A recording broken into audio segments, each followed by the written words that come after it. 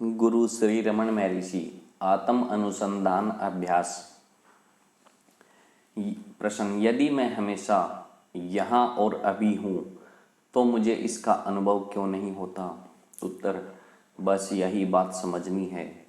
अनुभव नहीं होता ऐसा कौन कहता है? क्या ऐसा सच्चा अहम कहता है कि मिथ्या अहम? इसकी परीक्षा कीजिए, आपको तब पता चलेगा कि यह मिथ्या अहम है। यह मिथ्या अहम रुकावट है जिसे हटाना जरूरी है, तब सच्चे अहम का आवरण हट जाएगा। मैंने अनुभव नहीं किया, यह भाव अनुभव के मार्ग में रुकावट है। वस्तुतः वह पहले से ही अनुभव गोचर है। कोई नया अनुभव नहीं या कोई नया अनुभव आवश्यक नहीं है। अनुभव नई चीज नहीं है। यदि वह अब तक अस्तित्व में नहीं था और उसे अब अस्तित्व में आना हो तो वह अनित्य है। जिसका जन्म है उसकी मृत्यु भी होती है। यदि अनुभव नित्य नहीं है तो उसे प्राप्त करना बेकार है। इसलिए जिसे हम ढूंढ रहे हैं वह ऐसा नहीं है जिसे नए सिरे से अस्तित्व में आना है। वही तो एकमात्र नित्य है, तत्व है, लेकिन रुकावट के कारण जाना नहीं जा रहा और इसी को हम ढूंढ रहे हैं। जो हमें करना है वह यही कि रुकावट को या आवरण को हटाना है। जो नित्य है वह नित्य है, ऐसा अज्ञान के कारण नहीं जाना जा सकता। अज्ञान रुकावट है, रुकावट पार कीजिए और सब अच्छा ही होगा। अज्ञान और अहम विचार एक हैं, उसके मूल की तलाश कीजिए और वह नष्ट हो जाएगा।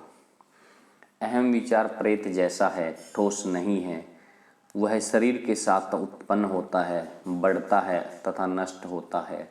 देहभान मिथ्या अहम है। इसे छोड़ना हो तो इसके मूल की तलाश कीजिए, दूसरा उपाय नहीं है। मैं हूँ ऐसा शरीर नहीं कहता। आप कहते हैं मैं कौन है? इसकी तलाश कीजिए। इसके मूल का अन्वेषण करने से ही वह लुप्त होगा। प्रश्न, मन कितनी देर तक हृदय में स्थित रहता है या रखा जा सकता है? उत्तर, अभ्यास से अवधि बढ़ता है। प्रश्न, उस अवधि के अंत में क्या होता है? उत्तर, मन अपनी वर्तमान साधारण स्थिति में आ जाता है। हृदय की एकता की जगह वह दृश्य विश्व की विविधता ले लेता है। इसे बहिर्मुख मन कहते हैं। हृदय के प्रति गति करने वाले मन को विश्रांत मन कहते हैं। जब साधक हर रोज इस प्रकार के अभ्यास का अवधि अधिक बढ़ाता है तो दोषों के दूर होने से मन शुद्ध हो जाता है और अभ्यास इतना सरल हो जाता है कि शुद्ध मन जिस क्षण सब मूल का अन्वेषण प्रारंभ करता है उसी क्षण हृदय में लीन हो जाता है। प्रश्न, ध्यान में सच्चिदानंद आत्मा का एक बार अनुभव करने वाले साधक के लिए व्युत्थान अवस्था में स्वयं को शरीर मानना संभव है?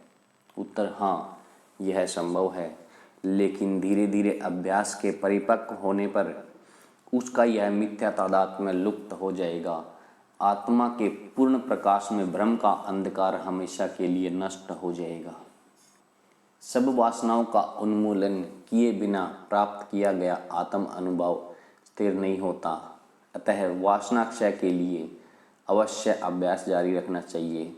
सभी वासनाओं के नष्ट होने पर ही ज्ञान अकंप्य भाव से स्थिर रहता है। हमें युगों पुराने संस्कारों के विरुद्ध युद्ध करना पड़ता है।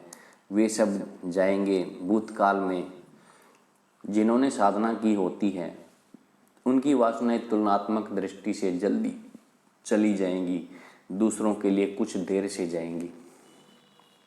प्रश्न, क्या ये संस्कार धीरे धीरे एक के बाद एक जाएंगे या एक दिन सबके सब अचानक चले जाएंगे? मैं यह इसलिए पूछ रहा हूँ कि यद्यपि मैं यहाँ काफ़ी समय से रह रहा हूँ, स्वयं में धीमा परिवर्तन भी नहीं देखता हूँ। उत्तर, सूर्योदय होने पर अंधकार क्या धीरे धीरे जाता है या तुरंत चला जाता है? प्रश्न, विचार साधना में मैं प्रगति कर रहा हूँ ऐसा मैं कैसे जान सकता हूँ?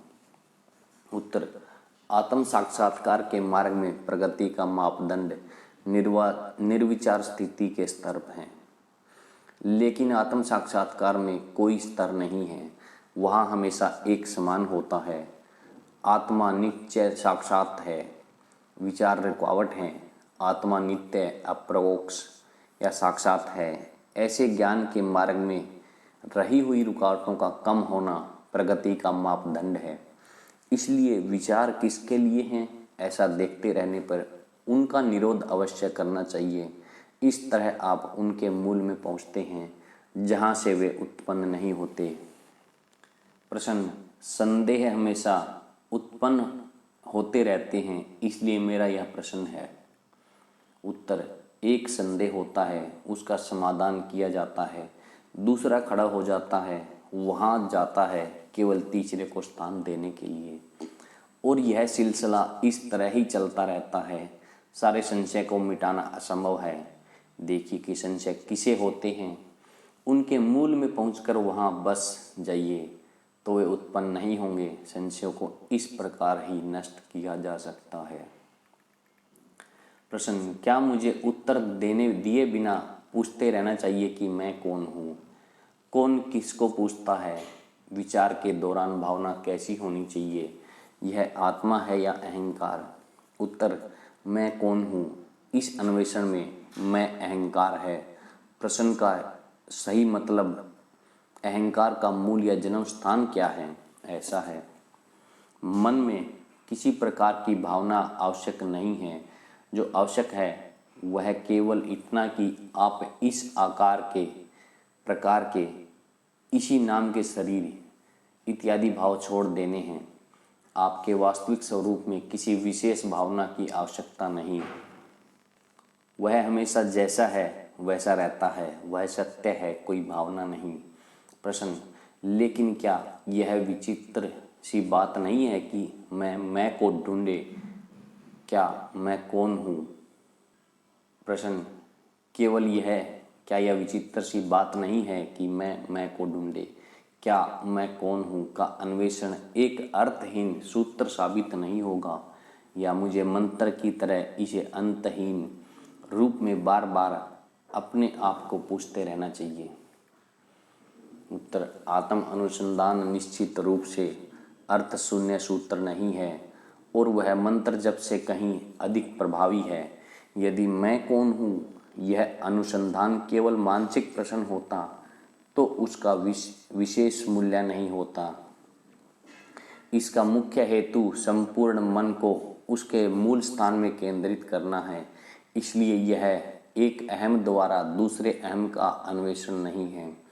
आत्म अनुसंधान शून्य सूत्र नहीं है, केवल इसमें पूरे मन की तीव्र सक्रियता है, जिसके द्वारा उसे शुद्ध आत्म चैतन्य में स्थिरतापूर्वक प्रतिष्ठित किया जाता है।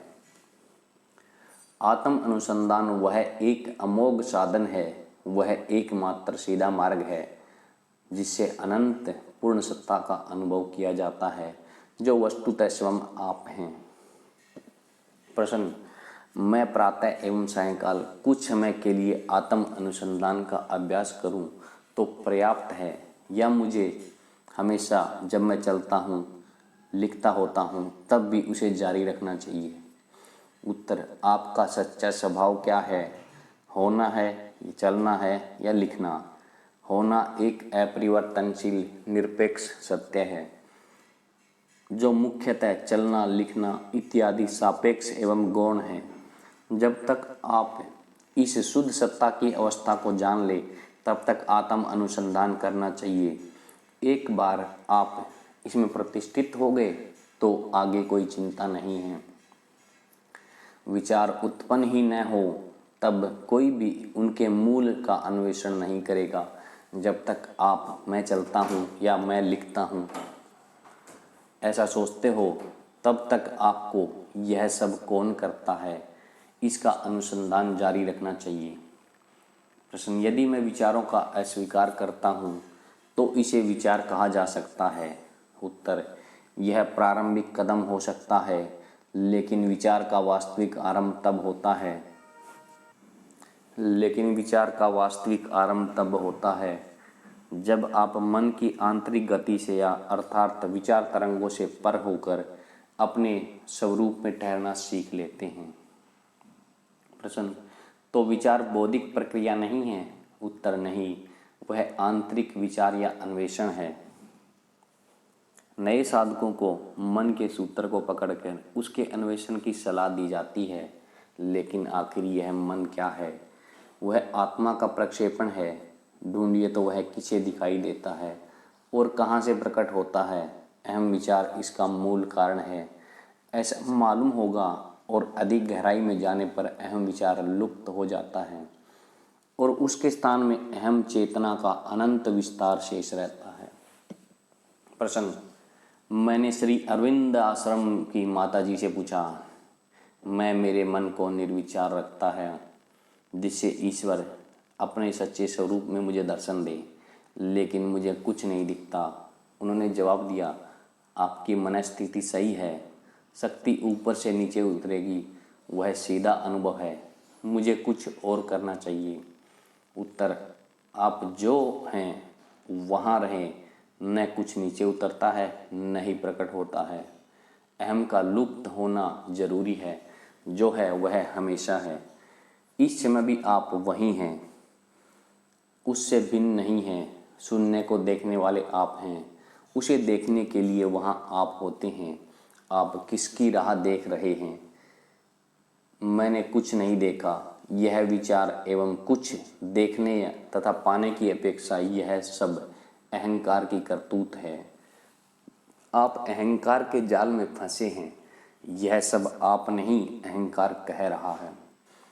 आप अपने आप बनिए और अधिक कुछ नहीं करना है। जन्म लेकर आप कहीं पहुंचते हैं, यदि पहुंचते हैं तो वहां से वापस भी आते हैं, इसलिए यहाँ शब्द जाल छोड़िए, आप जैसे हैं वैसे रहिए। ले देखिए कि आप कौन हैं और जन्म, आने जाने और भ्रमण से मुक्त आत्म रूप में बने रहिए। प्रश्न, मनुष्य आत्मा को कैसे जाने? उत्तर, आत्मा को जानने का अर्थ आत्मा होना है। क्या आप कह सकते हैं कि आप आत्मा को नहीं जानते? यद्यपि आप अपनी आँखों को नहीं देख सकते और यदि आपको दर्पण न दिखा दिया जाए तो क्या आप अपनी आँखों को अस्तित्व के इनकार करेंगे?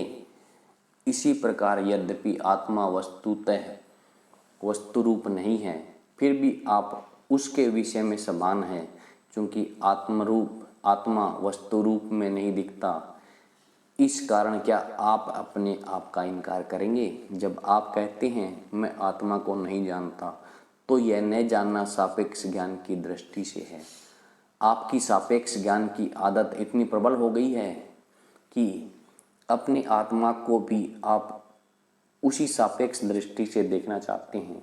सापेक्ष ज्ञान के साथ आपका तादात्म्य में इतना दृढ़ हो गया है कि आपका वर्तमान अहंकार प्रकट आत्मा को न जानने की मुसीबत का अनुभव कर रहा है, क्योंकि आत्मा को वस्तु रूप में नहीं देखा जा सकता। और आप पूछ रहे हैं कि मनुष्य आत्मा को कैसे जाने?